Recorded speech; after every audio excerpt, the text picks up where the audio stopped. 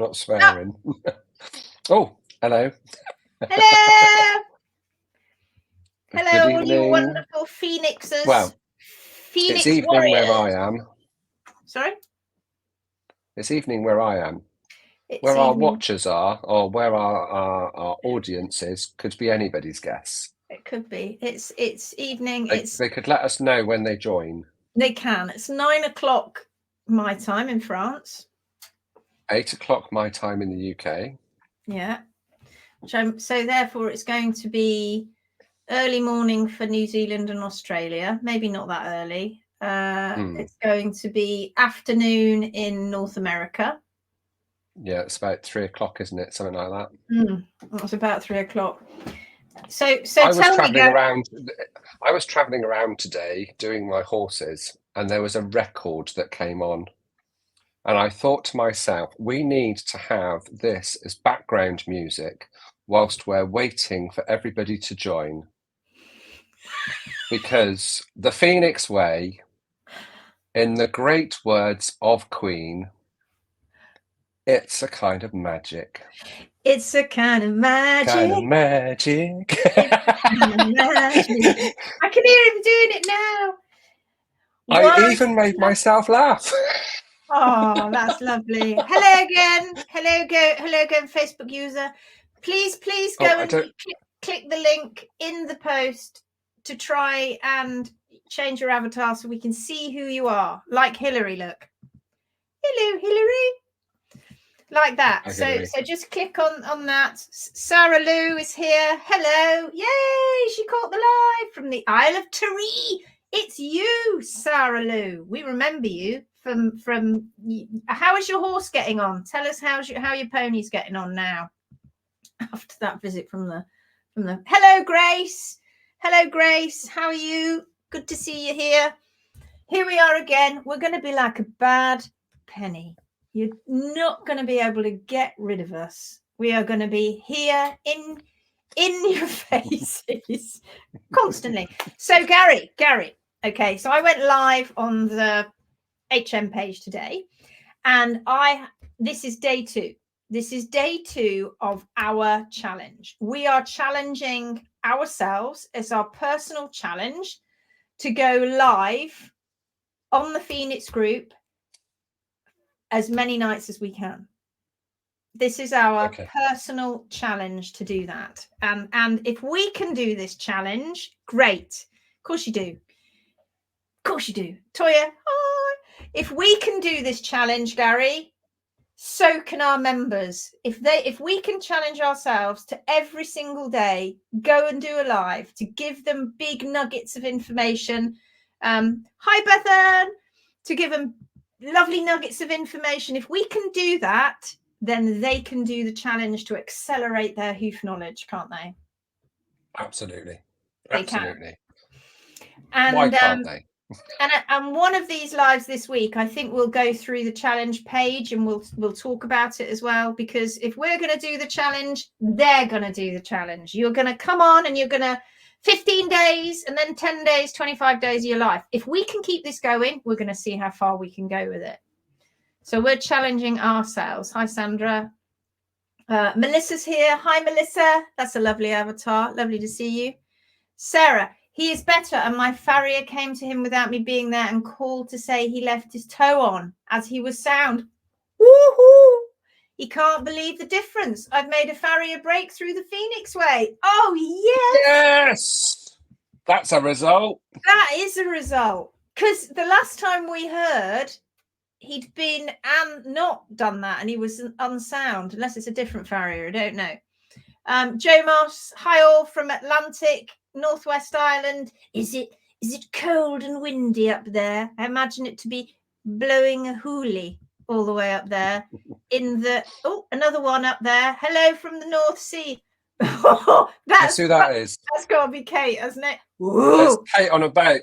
She's just left Shetland. No, it's not right.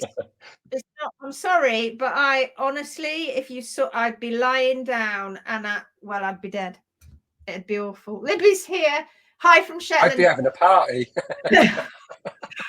Libby, has Kate just left you? Has Kate just left you? Yes. From Yeah. the Shetlands? And now poor Kate's got to go on. How long's the ferry, Libby or Kate? How long's the ferry from the Shetland to Orkney?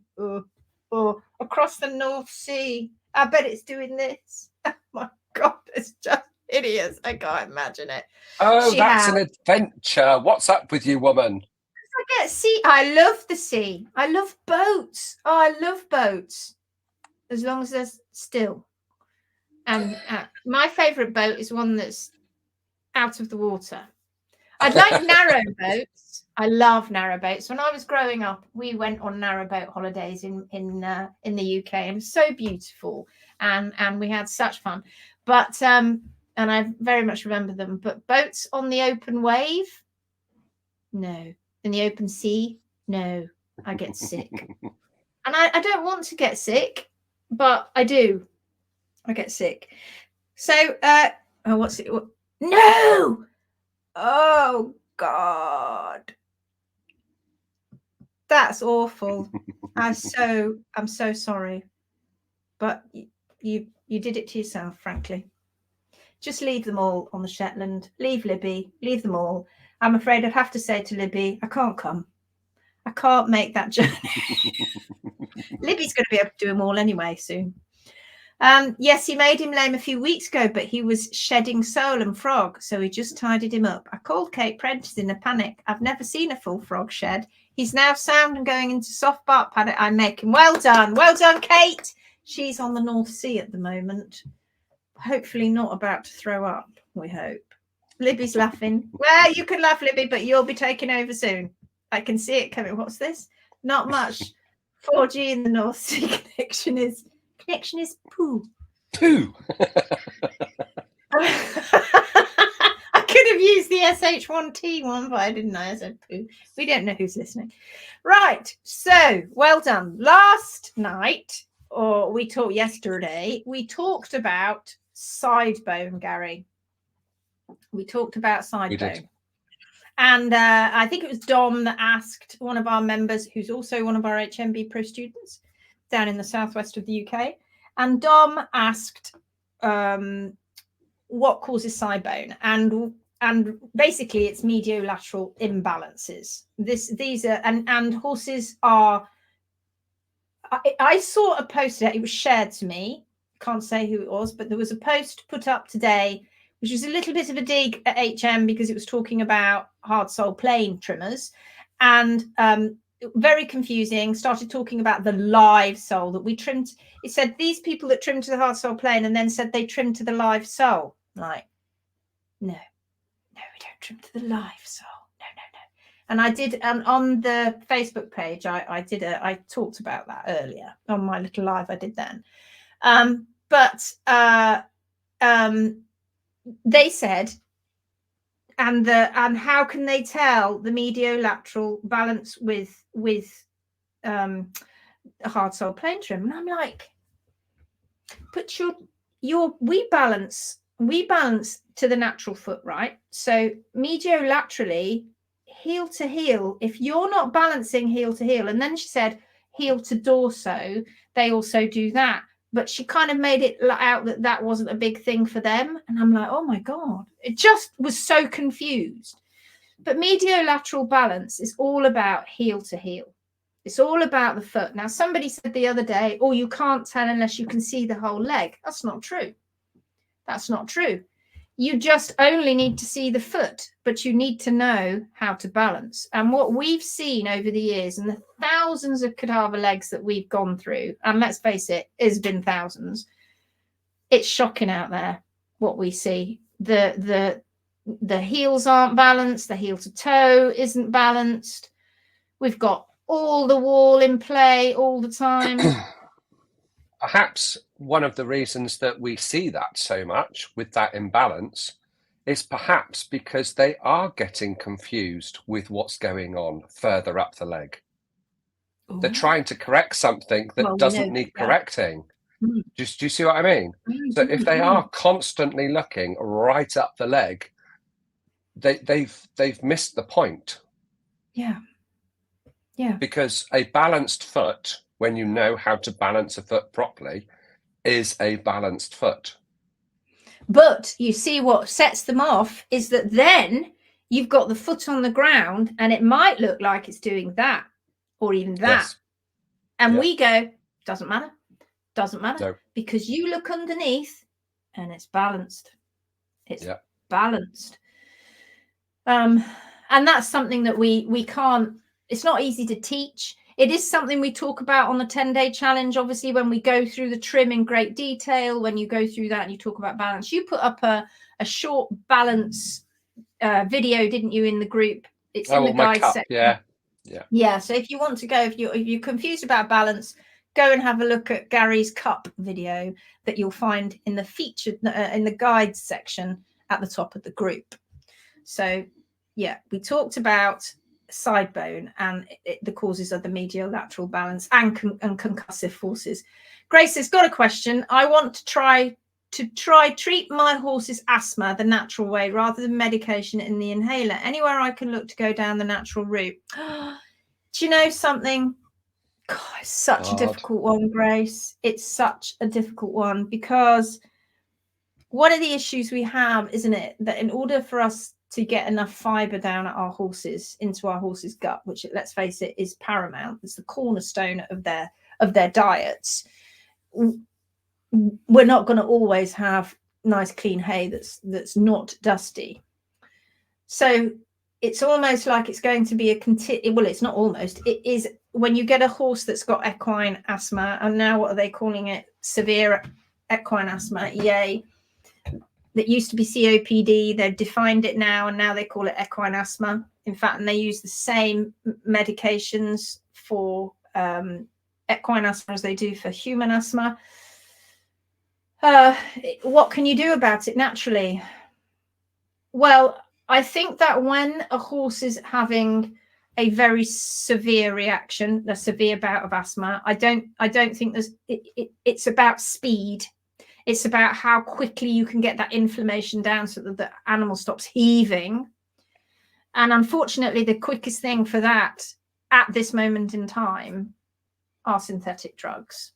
But once you've done that and you've calmed the system down, then there are things that you can do, and there are herbs you can offer, and there are essential oils you can offer to keep those airways clean. But unfortunately, the damage is a kind of repetitive thing. It's the same with asthma, and they're always going to get irritated by it because the dust particles are such that's going to be a problem. I know that. I think you've got an inhaler, haven't you, Grace? People use salt, don't they? They're using salt to calm down the inflammation. Try that, see what happens. Salt in, so vapor. It's a difficult one, and I have to tell you, salt therapy is supposed to be very good, isn't it? Yeah, salt therapy is meant to be great. People have got like salt caves and stuff like that, and when they've got breathing issues, they spend time in the salt caves because moisture and salt they just automatically go together, and they just bind, and then breathing that in can help, but it's that's almost like it's almost like a supporting therapy, isn't it? Yes, yes. It is a support. It's something, well, it's a little bit preventative, isn't it? Yes, it is. And it's a way that salt vapor that gets into the lungs can help alleviate infections building up and stuff like that. But if they're irritated, they're irritated. I think we have to look to the human world as well. I think we have to look to successes in the human world and what severe asthma sufferers are doing.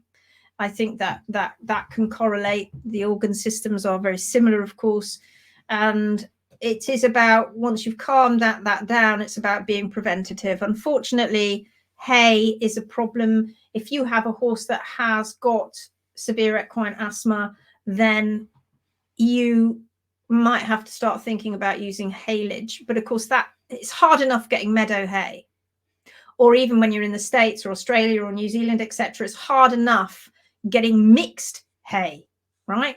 Mixed meadow hay. Then when you put that on and you go, well, actually you need mixed meadow hay, but you need it to be wrapped. gets even harder. So we all need to become farmers. I mean, I'm not being flippant about it, but it is difficult. I wish there was a solution, Grace, but there isn't a direct solution, I'm afraid. You just have to get it calmed down and then try and be as preventative as possible. But if it's any consolation, we are going through it at the same time. So you can talk to us a lot about it because we have 2 horses that suffer. Okay, Sarah Lou says, can I ask a question? My pony has splayed hooves at the heels, on the back, and now the front. What causes that? It's made his feet very wide to fit boots as he is short in length. Is it normal? Right. Well, your horses had laminitis. So that means that with a laminitic foot, they take on a very distinct bell-bottom shaped foot if you leave the hoof wall in place, because you've got separation of the white line. And the only way that that can change that shape and tighten up and become healthier, of course, is doing what you're doing, which is changing the diet and the management, getting lots of movement, because you need to walk to stimulate those hooves to grow. That's very important.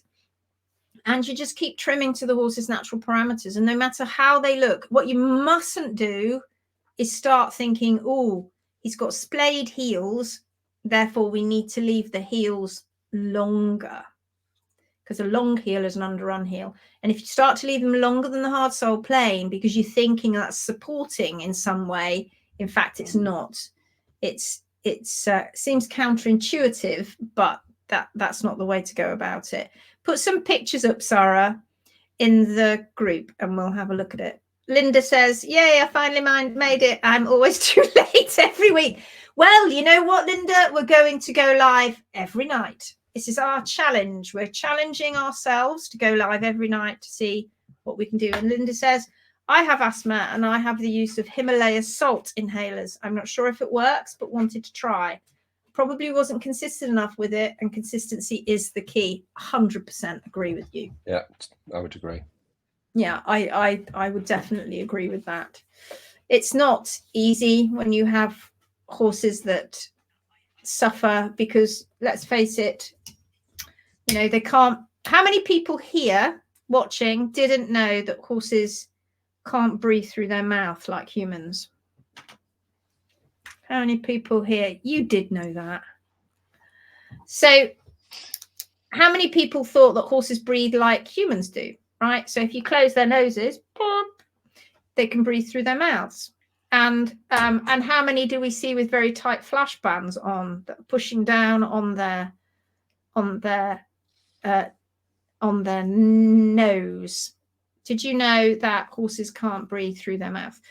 It's funny. It's little things like that if once you find out about, you're like, oh God, blooming heck, I don't think I really realised that. Little things like that.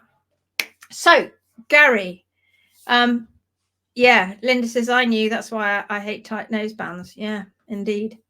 All right, so Garry, tell us what you've done today. How many horses have you trimmed today, Garry? It was a quieter day today. Only 8. Only 8. It was a quieter day today. And 2 of those were the sweetest little donkeys. And thankfully, they're about 15 years old. Well, one was 15, I think one was 14. I think they're brothers. Thankfully, they were not ninja donkeys. They are absolute delights. Absolute delights. What sort of donkeys? Were they like beach donkeys? Yes, one was a typical grey, and I would say they're miniature donkeys, but then because I'm so used to Casimir, everything's a miniature donkey. Casimir is the donkey that we keep in our 2 herds that are together, and he's got ears as long from my elbow to the tip of my fingers are the length of his ears, and they can move independently. Yeah, they are the most amazing ears.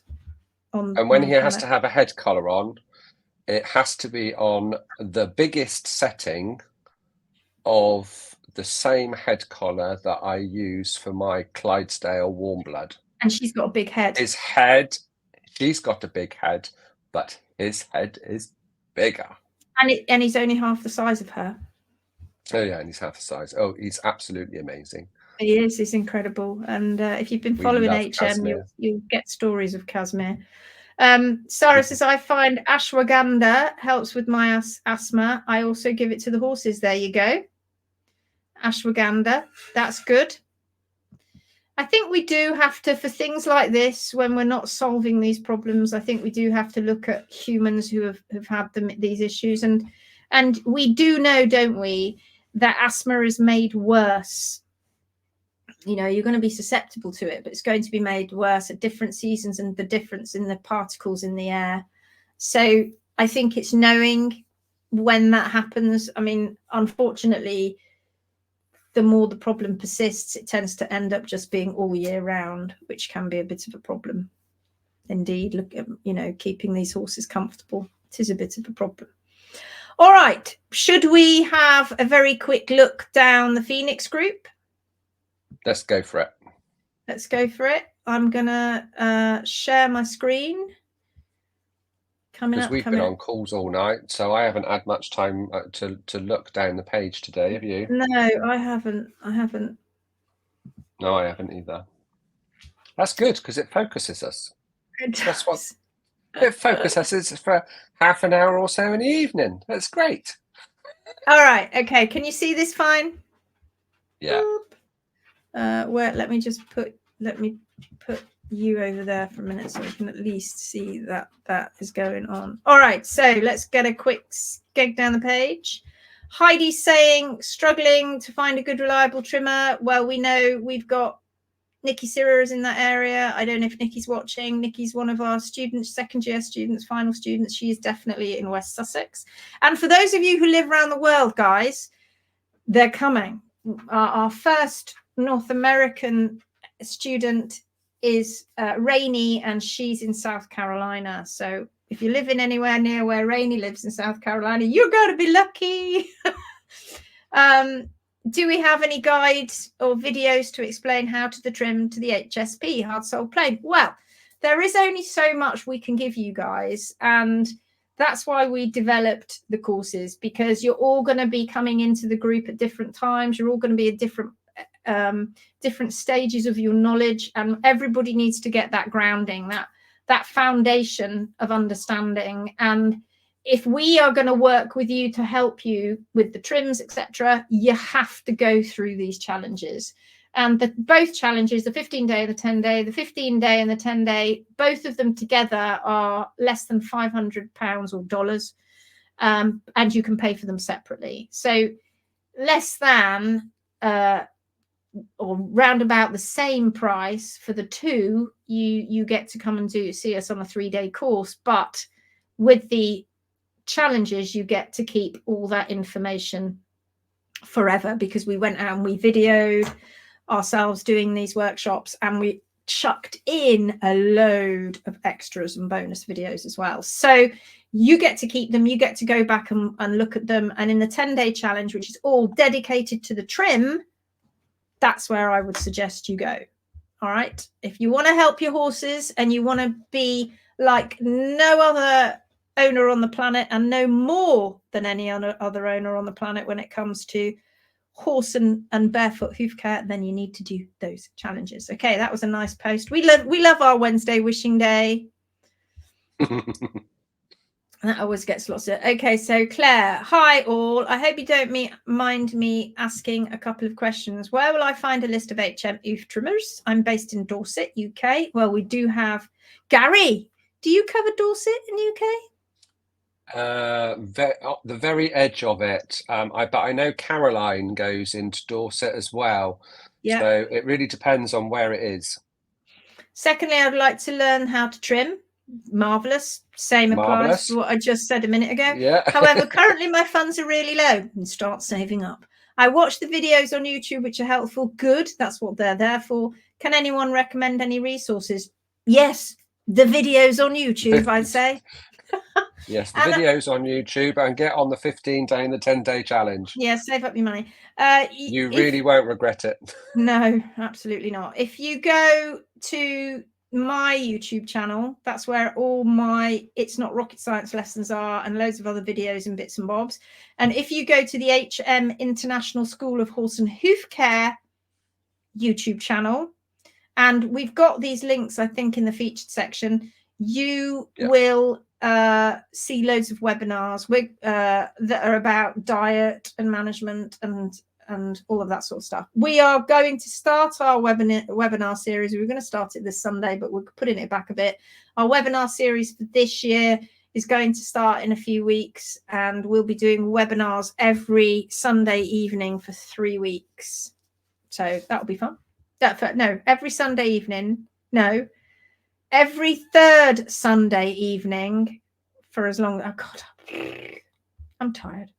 All right, next one. Some pics of our latest trim, following your advice of not taking so much off the toe. Their feet are very hard at the moment, so we'll be soaking gypsy cob hind feet before trimming today. Let's have a quick look at these, shall we? Okay. That's that. If you're going to take a photo like this, it's lovely, but what do you need to do, Gary? Get on the ground with your camera. We need to see it right, so your lens is really right level with the hoof. Otherwise, on a 2D image, it really distorts. We can see it, but we can't see enough at the right angle. So yes, like that, but you basically want to be right in front of the side of the hoof and think where your lens of your camera is, whether you're using a camera or a phone.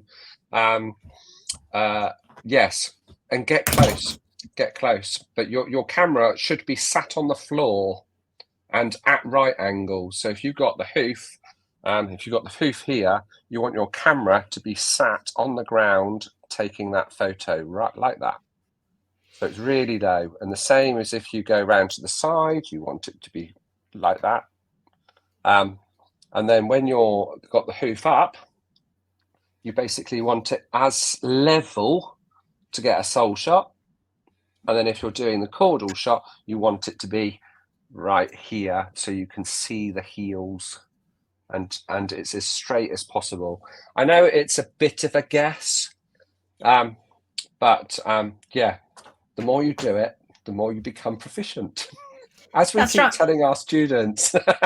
That's right. You just have to keep taking those photographs. And if you're because you don't know, right, let's say you took this photo now and then you're like, oh, I need to see it again in another 6 weeks or so. You wouldn't be able to remember where you got to and where you were positioned. And we're looking more at the leg than we are at the foot. So just get down on the ground, Hazel, and then I'll tell you what. I will put it on my list that I will do. I need somebody to help me. I will do a short video of how to take pictures on one hoof, and it'll only be about 30 seconds long, because then you can actually see how close that I get and so brilliant. On. It'll just go. It can go with the that'll be awesome. The pictures that we got at the top. Yeah, that'll be awesome. Okay, so this photo here,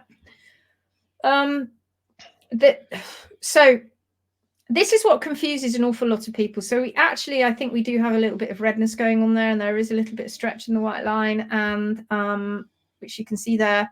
And you can see here that this looks like it's been rasped into. Now, what happens when the horse is growing its foot? And particularly those horses that have some kind of stretch or in the past have had hoof wall taken away, they will kick out a little bit of a callus here. And if you have not got hoof wall in play, when you trim, you've got to leave that callus alone.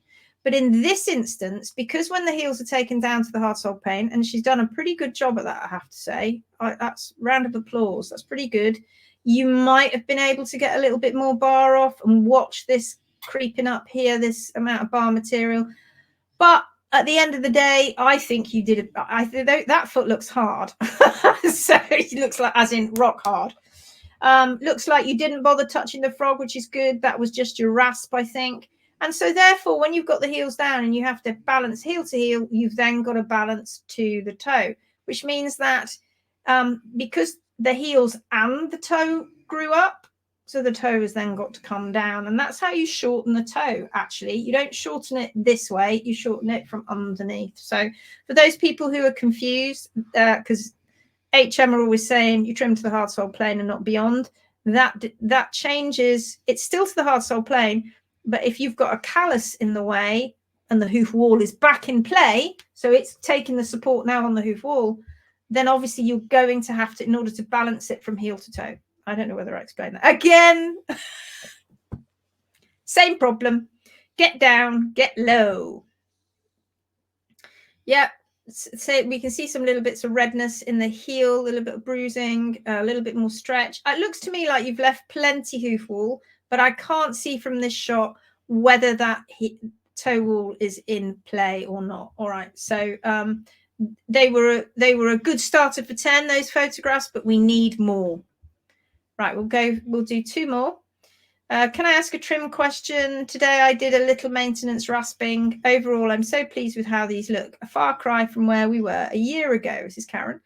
As you can see, he has a toe callus. This developed last summer, early fall, and based on what I've learned from this marvellous group, thank you very much, it was likely caused from the hoof wall being removed at the toe. Yes. Effectively, reducing his support pillar. Exactly. I've had to be very careful with his trims because I know if I remove it, he will be sore. I've been waiting for the hoof wall to grow back down. Fabulous, to touch the ground. Based on these photos, can you tell if we are there yet? When I rasp the walls, you can see some of that callus coming off too. I've been conservative because of it. When will I know I'll be able to go down to the... Okay, let's have a look. So, what do we see? It's very similar to what you were saying on the previous pictures, wasn't it? Yeah. So with regards to that toe callus can only come off once you've got the heels down to the hard sole plane. And the toe callus bit is actually it's not about the toe callus. It's actually about balance. Yes. It's about balance. Yes. So if that toe callus is still there, but your heels are balanced and the toe is still balanced to those heels, then you leave that toe callus exactly where it is. Because if the hoof wall has been away for a while, it might need a bit more. Yeah. Yeah. So it's not about the toe callus. It is all about effective balance. And like we said before, that balance is all important, but there's only so much that we can teach in an open forum like this. You want to know more? Get on the challenge. And also, yeah, go on, Gary. And also, just as a little aside, the bars are a little bit long. And they're starting to fold over slightly. Yeah. So those bars could come down a bit more. And once you've got those bars down to the hard sole plane, you'll be able to see more clearly where the heels can go. And I think, to be fair, Karen said here, I think this is before. Mm-hmm. So this is before. Yep. So we've got a before. Oh. So we're going to get an after in a minute. Oh, there's the after. Okay, so here we go. Ooh, that's looking much better. Yeah, we've still got a little bit of heel here. And I think that one of the comments was that I think she was a bit nervous about, and this is what prevents people from getting down to the hard sole plane, a little bit of lack of confidence. Yeah.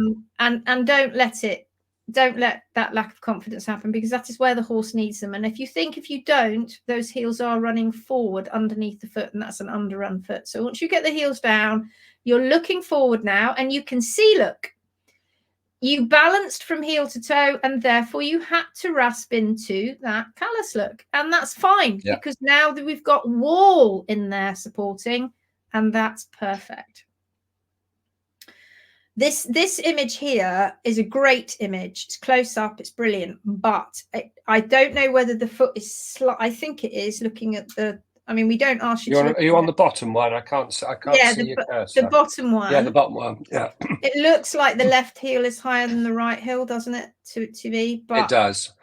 But again, in real life, that might have changed. The 2D images are brilliant, but they have their limitations, don't they? They absolutely do. Depends on how you've got it angled. Okay. Yeah. But this is where they came from. Woohoo! Oh my goodness. Well, there's no comparison, is there? No, this is shoes fresh off. She says, the top right and bottom left were after a professional trim. Ooh, that makes me feel a bit. Yeah, that makes me want to be a little bit sick. Yeah, that's a bit sad. But wow, haven't you come places? Look at the frogs starting to change. That's fantastic. Awesome. Yeah, really, really is good. I mean, look at that. Not even a comparison. Look how beautiful that is in comparison. And that was due a trim. This is a huge step in the right direction, don't you think? Brilliant. What did I say at the beginning? Probably most people didn't hear it. What was I listening to in the car? And I thought, this needs to be our theme music. We need to have it's a kind of magic. We need to play it in. We need to play it in occasionally. It's a magic. We have our magic rasp. No, we don't. But it is Mother Nature. She said, "Oh, look, that's my. I'm going to put up a post talking about this. This has got funky music, but I don't think you'll hear it. Can you hear that? Yeah, it's coming through. Let's see if we can put that up and play that again. Let me just refresh. Can you see if you can make it bigger? How do I do that? Oh, do I do that? It's as big as it gets because it's one of those, and I don't know how you get the words off it, but there you go.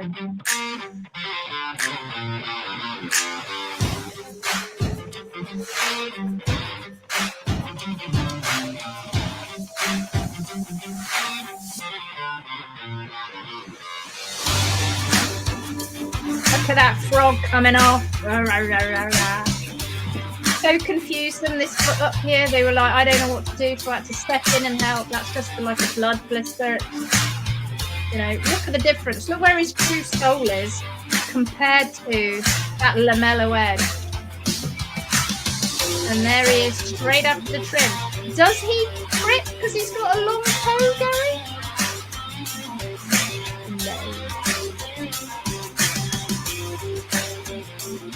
Yes. Does he trip because he's got a long toe, Gary? No. Of course he doesn't. Right. So I'll put some pictures. Right, I think that's it for that. I think we're done on that today. Let me put that back over here. Sorry if we didn't get to your post, but we will be coming up again tomorrow. Right, let's see what we've missed here. I've got a question, please. What would cause there is very mild progressive thickening of the dorsal wall, hoof wall, resonating layers towards the toe compared with the proximal segment of the hoof capsule. I might have to read that 20 times. It's like your brain was thinking of your question, but it hasn't caught up with your fingers. I've got a question. What would cause? Then it stops. There is a very mild progressive thickening of the dorsal wall, resonating layers. Towards the toe compared with the proximal segment of the hoof capsule. So what have you? I don't know who that is. Don't forget to go and click on the link so we can see your avatar and your name. Give permissions. Have you gone and looked at my video on flare? Have you gone and looked at my video on flare? You will find all my videos. Blum, blum, blum, blum, blum. This is the where is it? This is the video that you probably need to see if you haven't seen it. Let me just share my screen a minute. The avatar is Katie Shorthouse. Katie. So this is the video you need to go and look at. How to trim flare. This is the one. If you go to my YouTube channel, you'll find it will come up there. It's not rocket science lesson. But the only problem with that, it's not rocket science lesson. Can you see that? Have I shared that? Yeah. The only problem with that, it's not rocket science lesson, is sadly The sound is a bit squiffy. I'm very sorry. And I wasn't prepared to record it again. I screwed up my mic because I was trying to do it on my own. So it sounds a little bit like I'm talking through. Do you remember? Do you know what I mean if I say a kazoo? Oh, yeah. At times it sounds like I'm going talking through a terrible. So I hope that helps. Was it Katie, did you say? This is somebody else. Who's this, Gary? Hello, I've got a question. Would cause mild progressive oh, it's the same person. It's the same person. Well, what we can say about that, and what I say in the video, is that when you start to get a thickening on one side of the wall, that's mass. That's a mass change in the hoof wall. So you've got more mass on one side. And what can cause that is the way that the horse is walking, right? The way that the horse is loading, very much so, because you can have one side that's thinner than the other, and because they're loading one side more than the other. But also, what came first, the chicken or the egg? Is that natural loading for that horse? Because you need to look at the body and the mechanics and the balance and all of that. And the only way that we can ever say we have feet change and the horse has got the foot that it needs is if you keep that horse moving 24/7. You allow that horse to have 24/7 movement. And then and only then can we really make judgments. So how do you keep your horse, Katie? Did you say it was Katie, Gary? It was, yeah. Yeah. Sarah says, I have... Go on. She's put a comment further down. It's also her comment about the MRI scan. All right. I have one last question. How do you become an HM student? Aha. We need somebody on your island, Sarah. I hear you talking about year 1 and 2. There is no one near me. I'd love to follow this through and become a professional trimmer for the islands. Brilliant. And the way that you do... right place. Yes. The way that you do that, Sarah, is it used to be you had to do a 3-day in-person workshop. Now you don't have to do that, which is great for you because you live on an island. Now what you have to do is you have to do the 15-day challenge followed by the 10-day challenge. And then once you've gone through that, we then have a chat with you. But here's something quite exciting. And that we have only mentioned it to a few people. But if you are quite keen to become a professional trimmer, and obviously you have to do the prerequisite of the courses, if you book on and do the 15-day course and go through that and you're still like, yes, this is it now, I've got the bug, I want to do it, then we will give you the 10-day challenge complimentary, is what we will do. But obviously, in order to get that, you'd have to sign up and say, yeah, I'm going to start on the next intake. But you wouldn't have to pay for that second challenge. But like I said, you'd have to sign up. So that's a nice thing. You don't have to pay for the whole thing. And yeah, that's it. Then you do that. And then we get all the ball rolling. We get the contract signed. You decide how you're going to pay. And then you get to join. And how does it work? It's 2 years of quite intensive studying, but you can do it at your own pace, sort of. You get lessons each week. Each module, there's 12 modules, 4 levels. Each module works on an 8-week cycle. You've got practical bits in there on week 4 and week 8. All the other weeks are just watching lessons, video lessons. You don't have to do any essays. You don't have to do any big writings of anything. It's self-learning, it's adult learning. We are here as support. You get tutorials every module. You have to trim cadaver hooves initially in the first. You have to have 3 cadaver hooves for the first level, 1 for each module. Then, which isn't that difficult getting hold of those. And then you end up, and then you trim your own horses. And then when you get to year 2, like we have quite a lot of our students already in year 2 now, that's when you can go out. We clear you to go out. If you've got to a certain level, we clear you to go out and start getting insured and start trimming for other people. And I do believe on your island, I think there is a riding school, and they are mostly barefoot, I believe, on your island, because they did contact Kate, I think, but slightly, I think they've not taken the jump to be for one of our HMB pros. So that would be amazing because your island needs you. So have a think about that. If you're interested, PM us, private messages, and we'll send you the prospectus. All right, have a think. I finished the 15-day, ready to start the 10-day. When will it be out? Never. It's never going to be available. I'm never going to let it out. I'm going to make you sweat and wait for it. Well, it was meant to be Monday, then it was meant to be Tuesday, then it was meant to be Wednesday. I know we're here. So it's very, I can say it's very close. I'm not going to give a time on it, but I reckon it will be end of play tomorrow, our time. But there you go. So it's coming. Don't worry. It'll be with you very, very soon. Sorry, I have to sign off. Was only able to get. I don't care if you only come for a short time. A short time is lovely. You can always catch up. Morning from New Zealand. Hello. Good morning. Who said that? Flare video was fab. Brilliant.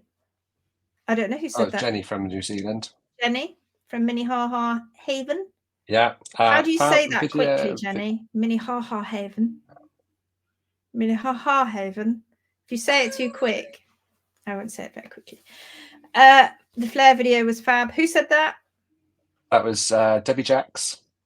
Excellent. Great stuff. My horse, this is Katie again. My horse had an MRI scan would cause the thickening of hoof wall, laminitis. No. Laminitis. Not necessarily. Laminitis doesn't cause the thickening of the hoof wall, but it does cause the stretch of the white line. White line, yeah. Why did you have an MRI scan? I think we're digging into your problem here, aren't we, Katie? Tell us what the situation is. Is your horse lame? Would love you to see the MRI picture for the education purposes. Of course, stick it up in the group. Stick it in the group if you're happy to stick it in the group, and we'll talk about it. All right. But also give us all the other details, and we'll need to see the shots of your horse's feet as well. So not just the MRI scan, everything. We want the whole story. Otherwise, we're just going to end up asking you a load of questions.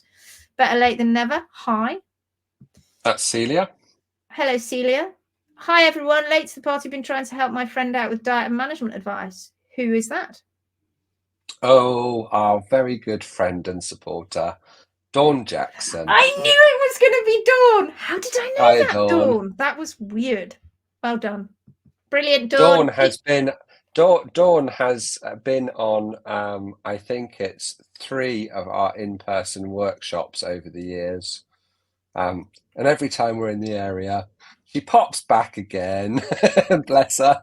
We've got the training camp, Dawn, on the first week of May. And we've got barbecue is on the evening of that Thursday. So come over and have a barbecue evening with us. Free food. Perhaps she could be one of our yes. people like last year. I can't tell them because I can't tell them. Did Dawn come last year for that? I can't remember. I think she might have. Oh, well, if you did come, you know all about that. Sarah says, oh my God, right, I'm booking. I'm really serious. Thanks. We hope you're really serious because It is the thing to do. We've got, how many students have we got now, Gary? We've just had a new intake start this week.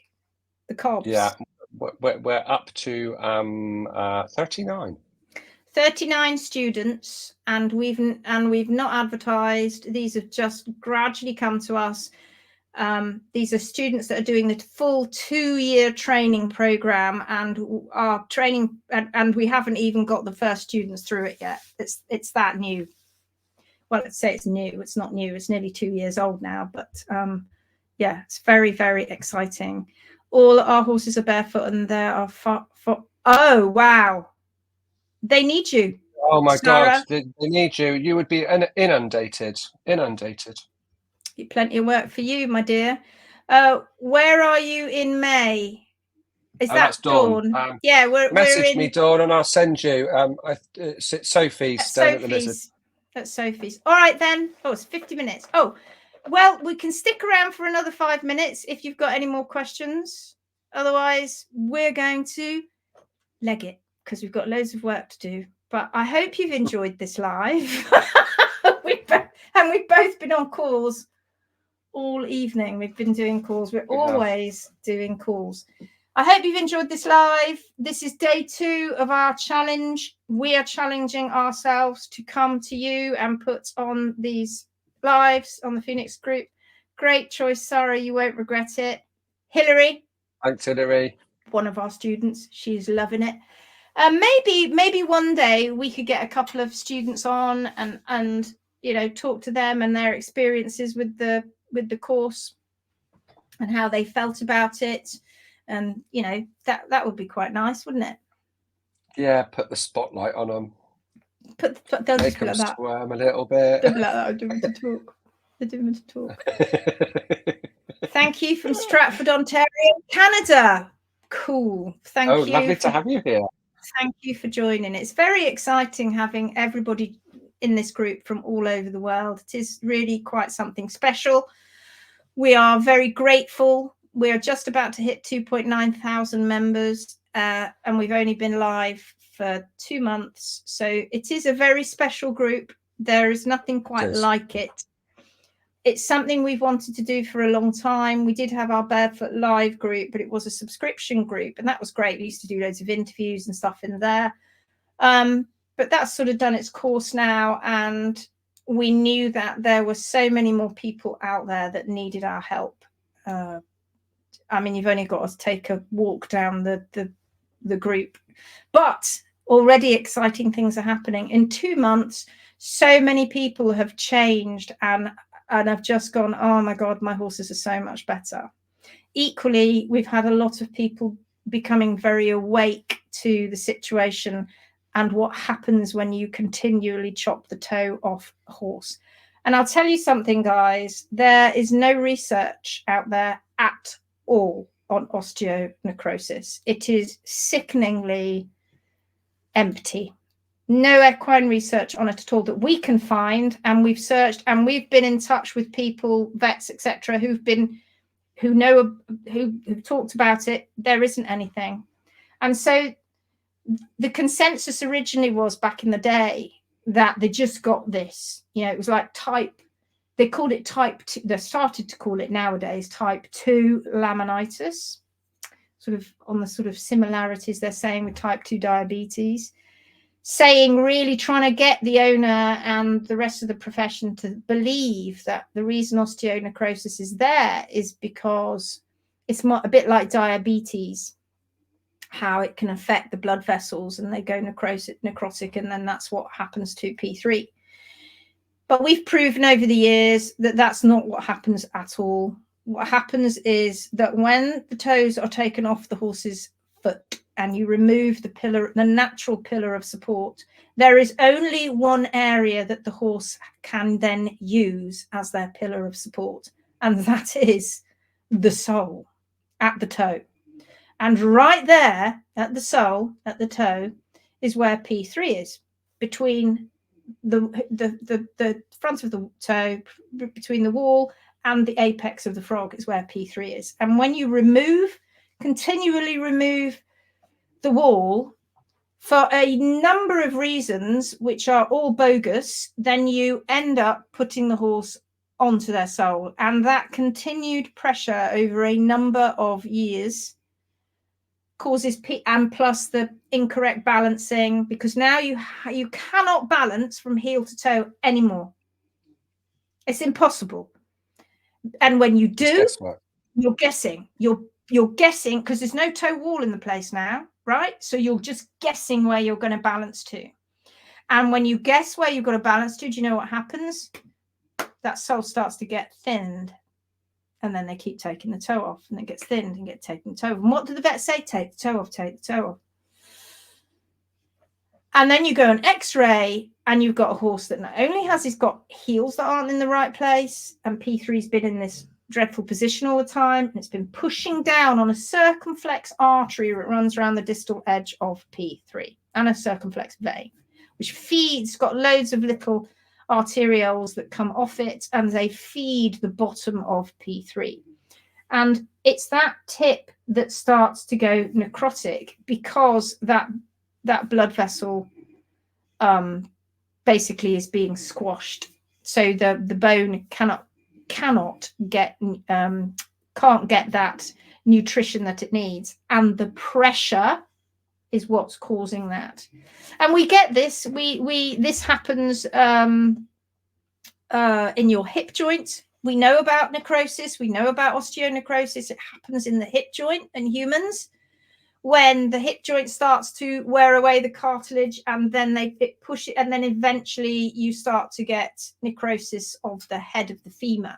They know that this happens. That's not caused by diabetes. This is caused by pressure, and that's what's happening. Now, why is it not caused by diabetes? Well, when you have a situation with a necrotic foot because of diabetes, and they end up in the most awful cases having to amputate the leg. With horses, what we find is when you take the pressure off the front of P3, the distal edge of P3, so they've got a little bit of necrosis, they've got a little bit of a ski tip, you take that pressure off by putting the horse's pedal bone back in the right position. How do you know that? Following the hard sole plane, and the heels are back to where they need to be. You allow that toe wall to come down, and you've got a proper foot now. It doesn't matter how much stretch they've got, and that we're sorting out with the diet and the management. That foot comes back to life. Not like in a diabetic foot, which doesn't, which would eventually go gangrenous. This foot comes back to life. Has there been permanent damage? Yes, to P3. Will it grow again? No. But if as long as you've not had, I mean, we've seen some horrific situations that horses have had, barely have no P3 left, and the absolute agony, that must be horrific. All because of the capsules being put into the wrong position because P3 is still attached to the capsules. So osteonecrosis is caused by taking the toes off and pressure through the sole.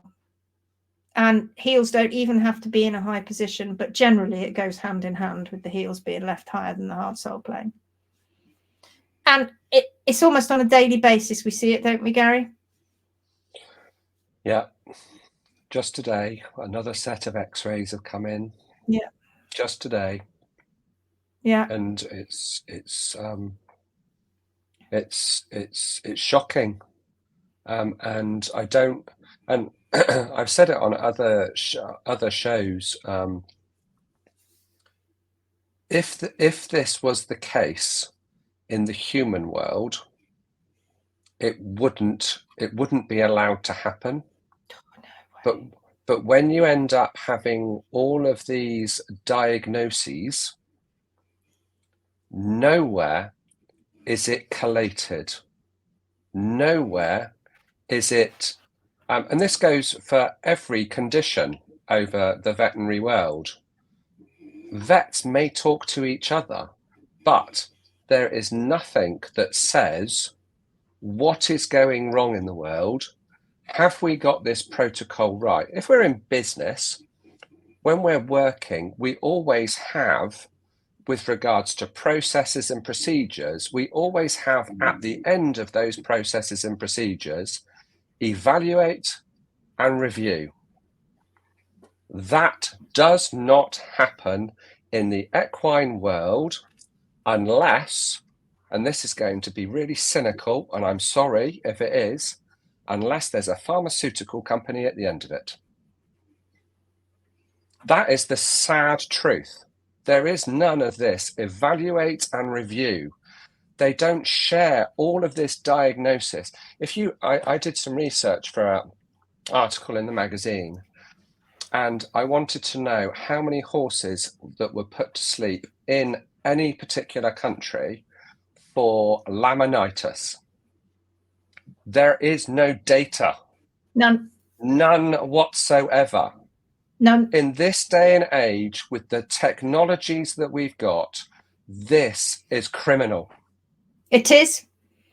And we've got to do something about it, but we can't do it on our own. But because professionals, yeah, and we've got, I mean, people are saying, I'm on the soapbox. No, it's great. It's great. Some people are saying, I think, is that Dawn? It's like sending a dart. I don't know who that is. It's like sending a dart into the soul. Yeah. Yeah. Don't forget the darn heart bars. do you know something? I was going for a walk this evening with your wife, Garry, with Rachel, and we were talking about heart bars. And Rachel was like, she was saying laminitis. I went, hang on, I've got something for that. I got my bag. Heart bar shoe. Then she went, what about navicular? And I went, hang on, I've got something for that. Heart bar shoe. And she went, oh, okay. What about really poorly frogs at the back, caudal hoof failure? I went, hang on, I've got just the thing in my bag. Heart bar shoe and wedges. And then it just went on. Honestly, it just went on like that. It's if you think about it, it's so silly and illogical. This magical heart bar shoe, here it is. Here's this, and we'll just put it on that horse, put it on that horse, put it in there. I'm going to get on my soapbox for the last minute. And you know what I'm going to say? Take 20 horses. I'd love to have a vet, an equine vet, and I'd like to say, you come stand with me right now. Stand right there. And we're going to put 20 horses in front of you. And those 20 horses are all going to be wearing that magical heart bar shoe that you think, because you put it on everything, fixes everything. But those 20 horses were all trimmed and shod by 20 different farriers. Let's now go and critically evaluate every single one of those horses' feet. Let's see if they're all uniform. Are they all being trimmed and shod in the same way? Are the heart bar shoes being used in the same way? Are they all being, how many toes have been chopped off? How many heels are high? And then the vet will go, ooh, yeah. And then what we're going to do is we're going to shuffle up those farriers and we're going to say, right, off you go. You're not allowed your same horse. Go and trim and go and take those heart bar shoes off, and you then shoe it the way that you want to do it. And then we'll do it one more time. And that's exactly what happens to horses when they go from one set of shoes to another, when they don't know what they're doing and they're going, we'll change. This, I think this time, Garry, have you got one of those wedges in your car? I think if you've got one of, should we try one of those? Yeah, perhaps it needs two. Perhaps it needs two just to wedge it up a bit higher. And I've got some imprint material. We can put that in there too. Now, it sounds crazy, doesn't it? We're taking the proverbial, but this is the problem that horses suffer. The heart bar shoe is not some magical implement that you can hammer and nail onto the bottom of the horse's foot. I mean, come on, guys, get real.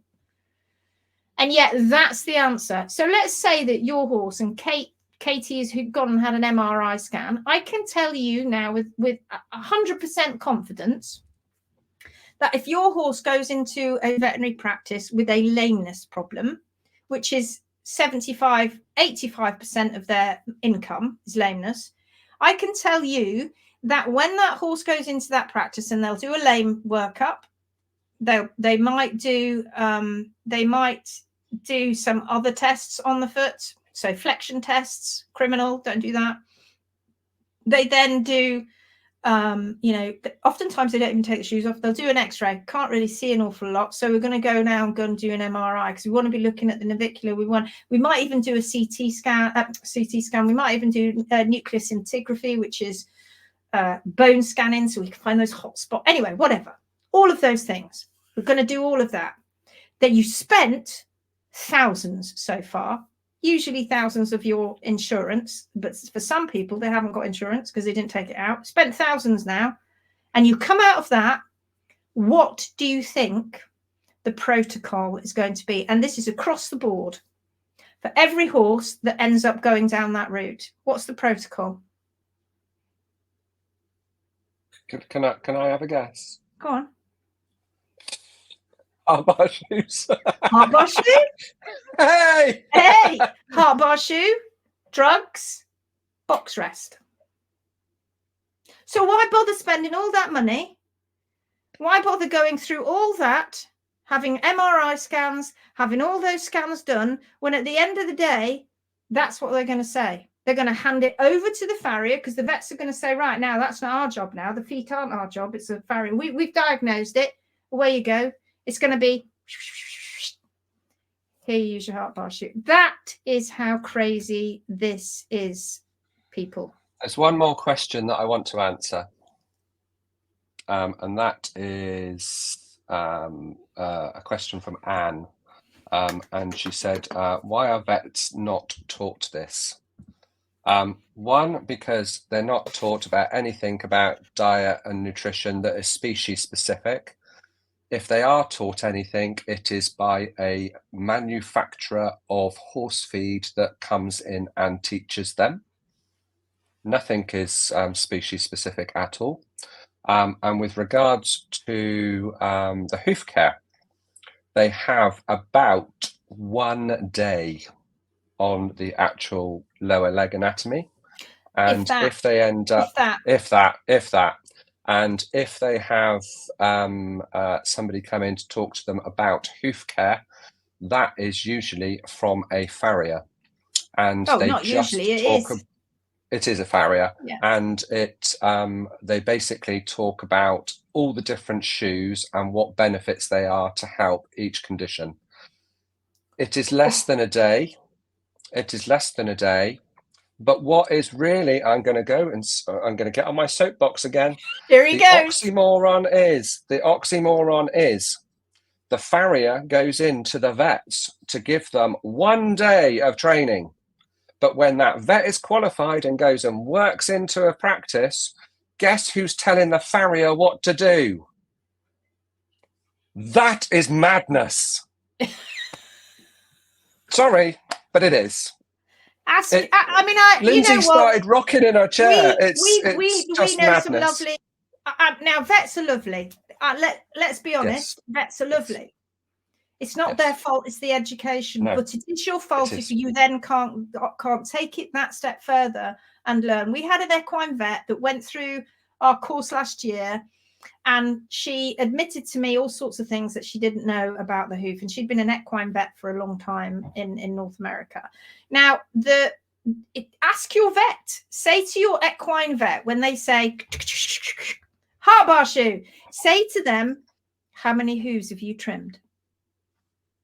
How many cadaver hooves did you trim? How many? How many? Do you know about hoof balance? Please don't tell me that that's the farrier's job, because you're telling me that I need to use an implement that you're saying works. How does it work? Can you tell me that? How many horses have you trimmed? How many cadaver hooves have you trimmed? And the answer will be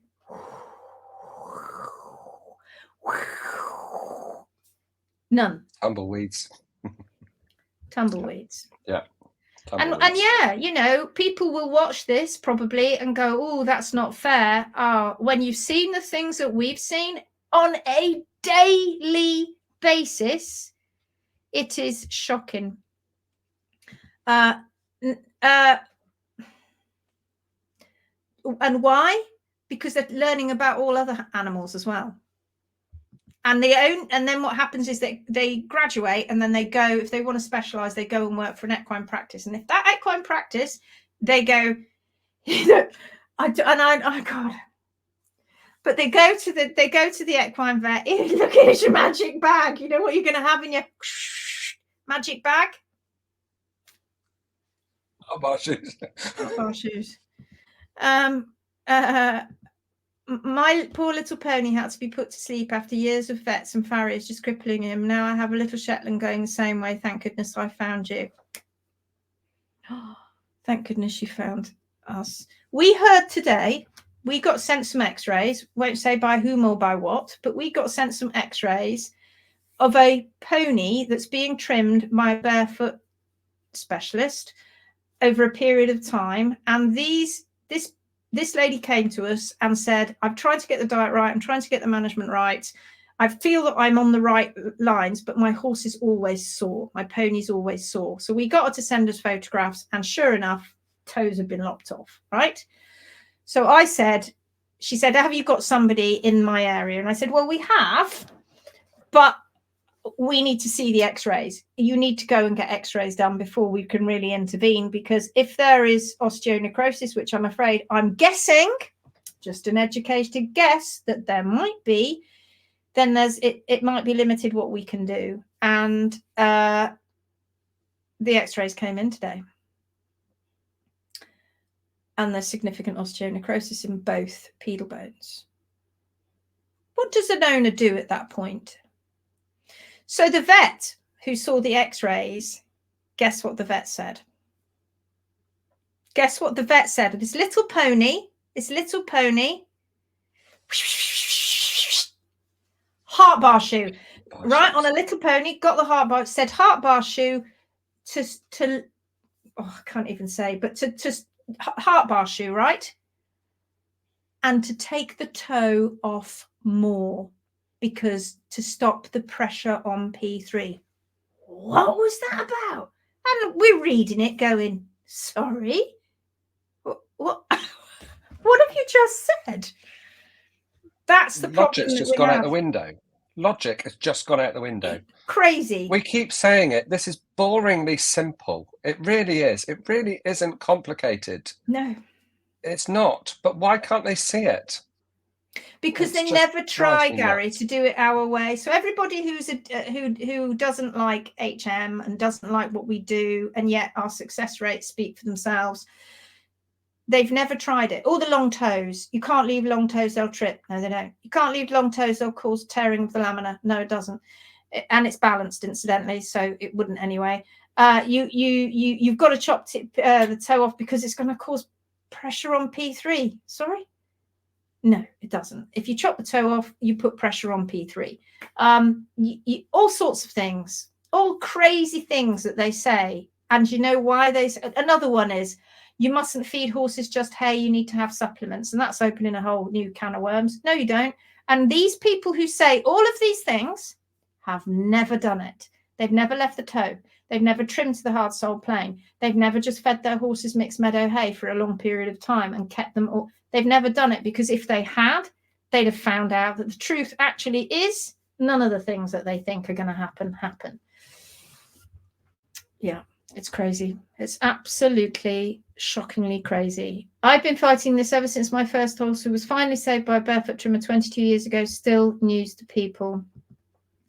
Put to sleep, says Hillary, at the end of a horrible journey for a lot of equines. Oh my goodness. And Hillary already, too many. Hillary's a second-year student, and she's already had I mean, it's not going to deter her, but there's already what you might term a gutful that she's already seen. She's posted pictures on the main page. Brilliant. How many horses have we saved? Oh my God, thousands. Yeah. Thousands. But there is a caveat to that. There is the caveat to that, that the history isn't too far gone. P3 with bad hoof care and osteonecrosis and all the other horrible things with inappropriate hoof care and diet. So the how many have we saved? Let's do it as a percentage. As long as there's no history and you follow the Phoenix way, 100%. 100%.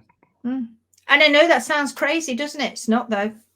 And what is the percent in the veterinary world?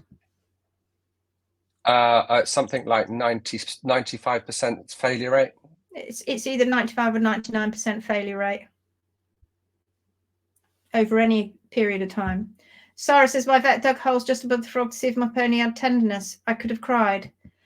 And this is where, Sarah, if you start becoming a pro and you get into it, this is when we teach you to advocate for your horse. This is what the 15-day challenge and the 10-day challenge does. It empowers you to advocate for your horse, because you get the knowledge and you can go, stop right there. I am going to ask you some questions before you do that, because I know quite a bit about the hoof now. We're going to have this discussion. You're not going to do that. Yes, I am. No, you're not.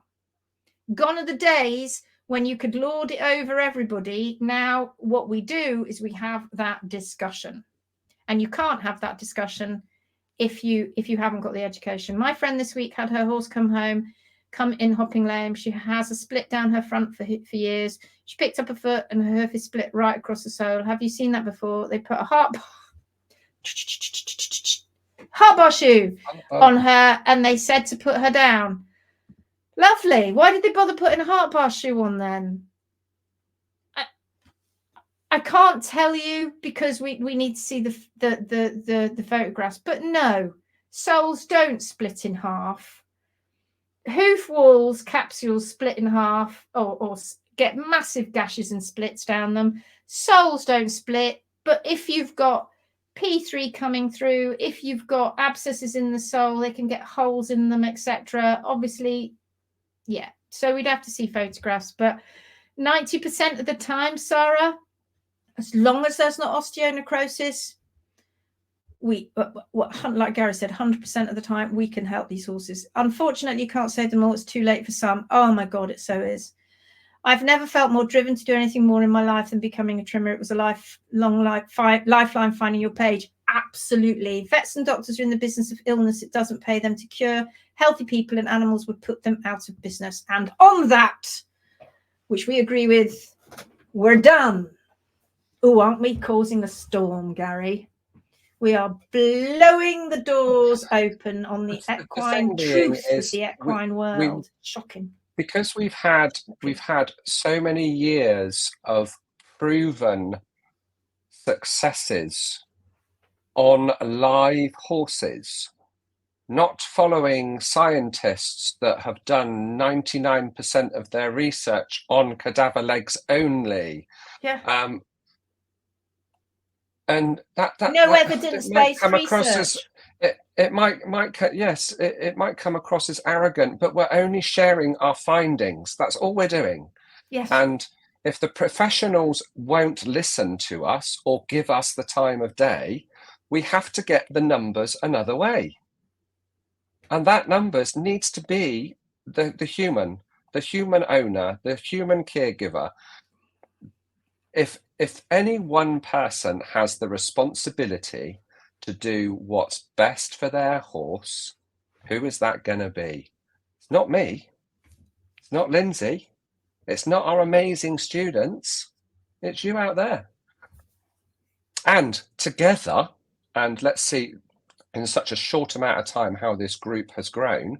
And I know it's hard to be confrontational with those professionals. And it doesn't have to be hugely confrontational. It just needs, if you've got that information and that with knowledge, the key for that knowledge comes confidence and power. And then confidence then brings on power. And when you start scratching the surface, and we've done it with vets and owners, that when you don't have to have a row. Yes, you can probably gather that we're a bit passionate about what we do. You can have an adult conversation, but when you ask a few simple questions and they don't have answers, your confidence in them has a reality check. Yeah. That's all we're doing. Yeah. But we can only do that with your help. And that is by getting educated, getting the right education. Yes. Everything that we say, if you love everything that we say, because you know that it to be true, and we've got a saying, Garry and I, don't believe us. Believe your horse. That's right. Don't believe us. Just observe. Do what we say, and then what happens? And observe. And watch. And you'll go, blimey. It works. All right, we've got to go. We've got to go. Thank you so much for listening. We went on for an hour and 20 minutes. We are sorry, really. All right, hour and 20 minutes. We've got to do it again tomorrow night. What are we going to talk about tomorrow night? Out by shoes. Right, we've got to go now. Yeah. All right. It was lovely having you with us this evening. Thanks so much for joining us. Tomorrow. If you can make it tomorrow, let's do it all over again. Bye-bye. See ya.